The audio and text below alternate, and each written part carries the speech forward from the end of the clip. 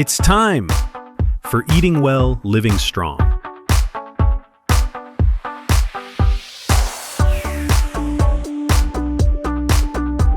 Hello, everyone, and happy July. It's the third Wednesday of the month, so you know what time it is. It's time for Eating Well, Living Strong. It's a monthly series all about ways to optimize the nutrition in your cancer protective diet, brought to you by the Judy Nicholson Kidney Cancer Foundation. So have you heard of Eating Well, Living Strong? It's a monthly series. We're in the month of July. We started back in January, hard to believe. So if you've missed any of the content so far, just head over to the Judy Nicholson Kidney Cancer Foundation's YouTube channel, and you can access all of the recorded content that's there for you. Not even just about nutrition, but all of the other educational content and resources that they have available to you. It is high-level expertise content. So if you've been diagnosed with kidney cancer, or again, if you're caring for a loved one who has, you can trust in the content that you can access there for yourself. So Eating Well, Living Strong. If you're curious about what to eat and you're concerned about any misinformation that you've encountered, you've come to the right place. My name is Lori Bumbaco. I'm an oncology dietitian with over 20 years of experience, and I'm here to be a trustworthy source of information about what to eat, because I know it can be overwhelming at times, and that's exactly what I help people do in practice.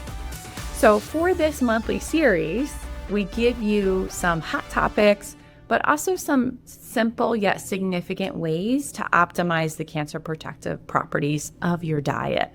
Before I get into the month of July's content, I just want to share a couple things for you. First, just check out this program every third Wednesday of the month, as I shared, on the Judy Nicholson Kidney Cancer Foundation's YouTube channel. It is sponsored by Merck and Exelixis, so thank you to them for helping make this all possible.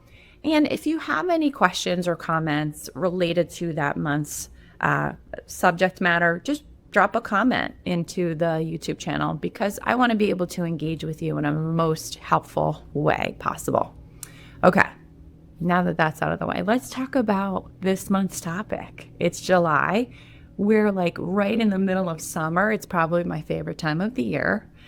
We're probably grilling and barbecuing, right? 80% of Americans own a barbecue or a grill and do it regularly because it's delicious. And a lot of our family gatherings, they involve the grill and the barbecue because food done outside on that grill is delicious.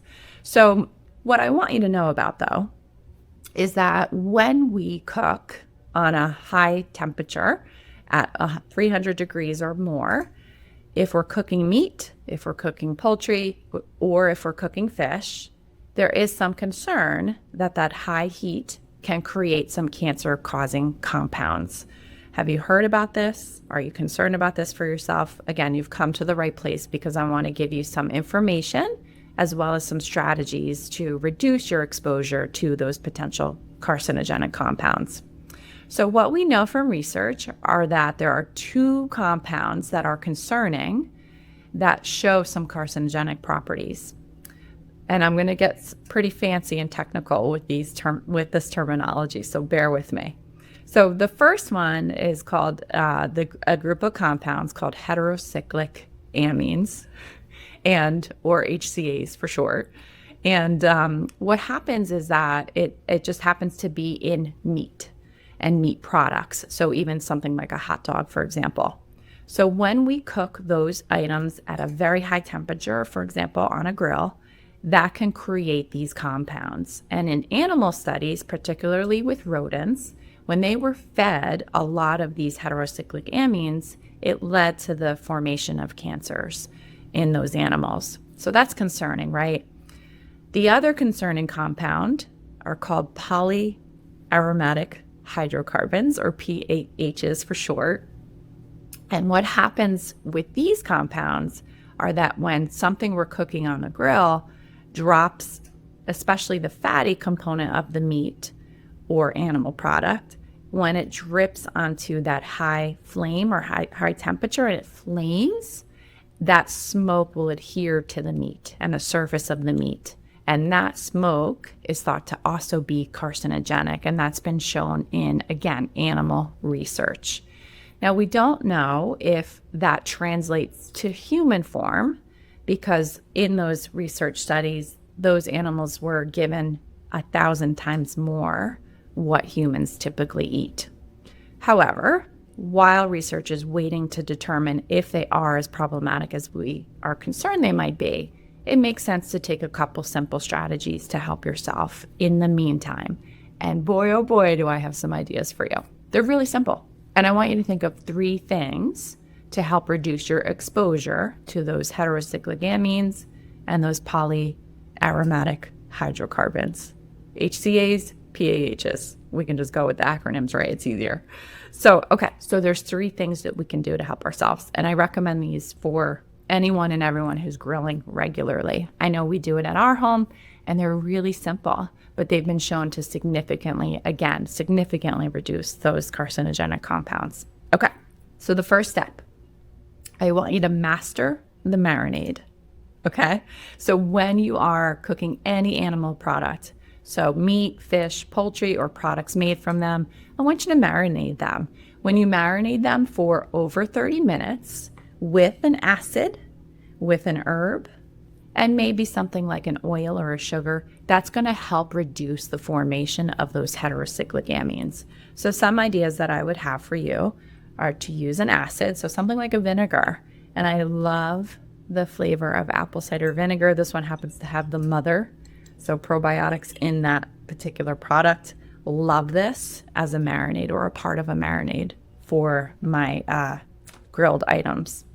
Another example of an acid is lemon or lime juice. So even the zest, but also using the juice itself, that's going to help reduce the formation of those compounds. And then another great example of an acid is a yogurt. So have you ever tried a yogurt-based marinade, maybe for your chicken? It's actually really delicious and it tenderizes the meat even further. So there's some great ways that you can incorporate some acids as part of the marinade with your meat and your poultry and your fish. You also want to include some herbs. So I just happen to have some parsley here, but a great herb to use is rosemary. That's been shown to have some antioxidant properties, so really great in terms of cancer protective qualities. So to include the acid, an herb, and again, something like an oil, like an avocado oil, that's a great marinade. You want to give it 30 minutes, and then now you have a delicious but less problematic choice that you can grill. Okay, so really great strategy there. Master the marinade. The second step that I want you to think about when we're grilling and barbecuing is to control the heat. So control how much exposure that meat has on the grill. So for example, you can just right off the bat have a smaller amount of meat. So things like a kebab or a skewer, because it's not going to take as much time on the grill, and therefore it's not going to spend as much time developing potentially those carcinogenic compounds. I also want you to trim any visible fat off of that, right? Because that is going to reduce the amount of drippage that you have so the smoke doesn't adhere to the meat. And then I also would advise that you consider pre-cooking. So you can pre-cook in the house, whether it's on the oven, in the oven, on the stove, or in the microwave, and then you can finish it on the grill. So we still get some of that flavor. However, you're now spending less time on the grill so that there's less chance of the formation of those compounds. Okay, so that's the second step. Try to control the time and the temperature that the meat is on the grill. The third and final one, my personal favorite, and you know what's coming, right? If you know me by now, you know what's coming. I want you to think about eating more plants. So could you have more plants on the grill? Because guess what? Nature is like our best friend, and nature supplies us with some plant foods that when we grill them, actually don't create those carcinogenic compounds. Can you believe it? I can believe it. So hopefully you agree. Some of our fruits and vegetables and other plant foods are delicious on the grill. So for example, let's just go down the list of vegetables. I have a bell pepper that I just picked out of the garden. It's not quite ready, but we're going to just use it for the sake of the demonstration. But I love peppers, onions on the grill, asparagus, eggplant, Even things like corn on the cob. I mean, the sky's the limit. You can literally just put this whole on the grill, or you can slice them and use a grill basket, or put a skewer in them when you're having some of your other choices. So really simple strategy there to enjoy more vegetables on the grill. Another great example is a mushroom, like a portobello mushroom. Delicious on the grill. Eggplant, delicious on the grill, right? You can also grill fruit. Hopefully you've had grilled fruit in your life. And if you haven't, let me introduce you to this concept, because that is also delicious. What happens when we grill our fruit is it brings out its natural sweetness. So it kind of caramelizes the natural sugars that are present in fruit, and it enhances their flavor even further. So hopefully you agree with that. So I have found recently these strawberry plums. So I cut one in half for you to see, because stone fruit on the grill, like peaches and nectarines and plums, are really great to put on the grill. They hold up to heat a little bit better than something like berries, like blueberries. You wouldn't grill blueberries necessarily. But here's an example of a strawberry plum. And it's just so delicious and sweet. And I'll eat this as is today, but I can't wait to try these on the grill as well, because it just really enhances that flavor. And I just want to show you how it stained the little paper towel that I have here. That's natural. Cancer fighting compounds, those pigments, they are really good for us. So it's amazing how nature supplies us with some of those protective compounds. The other thing that you can put on the grill, I know you know it's coming, but a bean burger, so we can get more beans into our diet, or something like tofu. So if you find some extra firm tofu and you squeeze all the moisture out of it, you can actually slice them into pretty large planks and then grill them, marinate them and grill them. And it's a delicious way to integrate more plant foods into your diet during this time of year, but still enjoying using the grill if that's your preference. So it can add more vitamins, more minerals, more fiber, more phytochemicals, more antioxidants. The list goes on, but we know that those are the very things that are really the foundation of a cancer protective diet. So hopefully with those 3 steps, master the marinade, control the heat and the time, and then eat more plants, those 3 things are going to help enhance the cancer protective properties of your diet while minimizing the creation of those carcinogenic compounds. Hopefully for the month of July, you learned a little something from me. I hope to see you next month for a topic that I will let you find out at that time to kind of keep you coming back for more.